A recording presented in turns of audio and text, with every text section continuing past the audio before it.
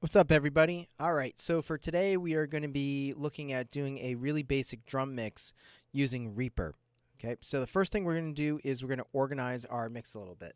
So when we first open it up, we notice that we have track listings on the left-hand side. If you want to, you can also go to View and go to Mixer and bring up the Mixer view over on this side as well. So whatever you change on this side will also change over here. So what I usually like to do is do these in terms of order. So first thing is I'll put the kick drum right up front, and I'll just expand a little bit. Next thing I will do is put the snare next. And then if we had a hi-hat, we'd put that third, but we don't have a hi-hat in this particular track. So we will start with the high tom, mid tom if we had it, and then low tom, which is that T2 right there. Now, if we had an overhead left and an overhead right, we would put those right in this category right here, which they already are. This particular track has an overhead back and an overhead top, so I'll actually just put the top first and then a back. So the top kind of just gives you this overall picture of what's happening. And then we have a really fun track, a tambourine right over here, so we'll put that right at the end. Okay, so now that we have everything organized, the next thing we're going to do is we're going to look at our virtual mixer over here, and we are going to bring down every single track except for the master track. Okay, we never really touch the master track. We always leave that right where it is, and that's where it says master right over here. Okay, now when we do our mixing, we mix from the bottom to the top. That way we have good gain staging. Remember, gain staging is how we manage the volume per track and then the overall volume for the track itself. So remember, all of these tracks will sum together and go to the master fader, but if they're all too loud, then the overall volume in the master fader is going to be way too loud, and we're going to get something called clipping. So we're going to hit play, and we're going to start with the overheads. So we will start with this overhead first, and I'll start it at around 0. Now, if you hold down Control and then scroll down, you'll notice that you have a little bit finer control. Okay, so that one went a little too much, and we notice that there's some clipping now. Okay, we got clipping over here, and it clipped in the master fader. So if I click on those, it'll get rid of it, and it's still clipping, so I'll bring this down back to 0. Make sure that's right at 0. Okay, so together, the volumes look okay, but when they sum together, we're noticing now that there's some clipping. So we're going to bring both of those down by 3 dB. Remember, we work in 3 dB increments because a plus 3 dB is actually a doubling of the volume. A minus 3 dB is actually a halving of the volume. And that's close enough right there. So I'll clear that. And now if we notice,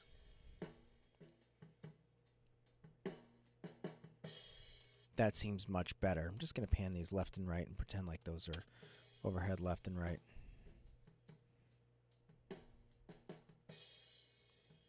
Cool. Okay, next thing we're going to do is we're going to bring up our kick drum nice and slow so that it supports the overheads. We don't want to overpower the overhead, but we definitely want to support the overhead with that kick drum. So we can hear the kick drum in there. And if we raise it just enough, now we can hear that kick drum really punch through, but we're not overpowering the mix with just that kick drum, right? So we're going to just make sure that it just supports the overheads.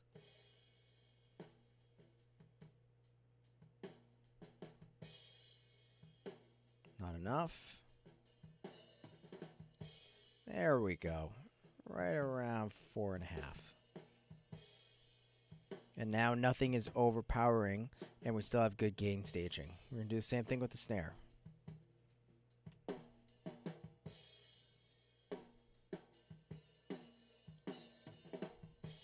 Good. Okay, so that's just about enough where we want that snare.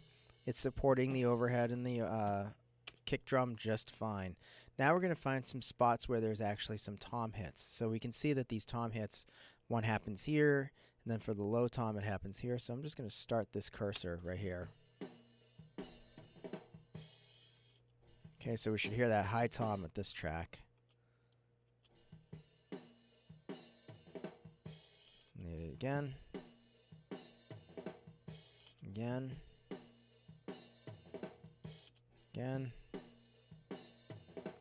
Good. So if we notice there's also another tom hit here.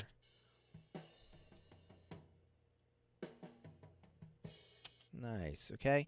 I'm just going to move that a little bit to the left as well, just to try to get it out of the middle. And let's do the same thing with the low tom hit.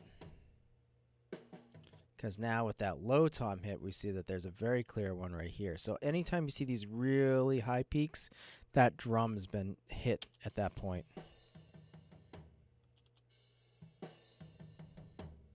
Okay, so if I raise it a little too much, even though it's not doing any clipping on this end, all summed together, we're noticing we're getting a little clipping on that right-hand side. So let's try to bring that down now.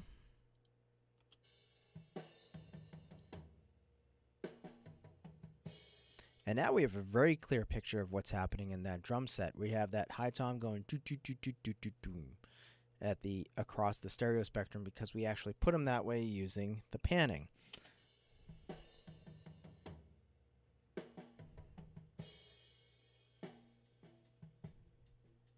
Great.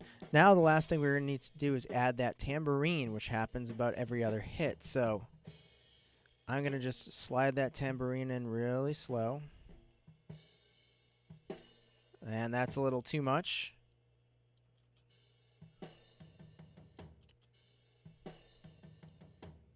Okay. And it's sort of just supporting that snare a little bit now too. So I don't need it as loud as the snare. It's just there as a support instrument.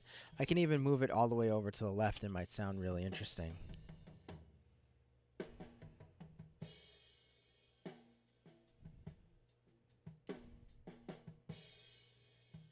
And that kind of just brings out the tambourine without interfering with the snare drum. Okay, so that is a basic drum mix. So you're going to start with everything at the bottom and then raise it from the bottom to where it's just supporting the overheads. Okay, after that you can go through and actually add some EQ. When you add EQ though, remember EQ is another amplification, so you're going to have to go through and remix. So for every EQ that you put over here, you should start all the way back at the bottom on that track and raise it up so that you then get another balanced mix. Okay, this is the process of mixing. It's constantly going back and forth and iterating, readjusting your mix so that you're never clipping on the master fader.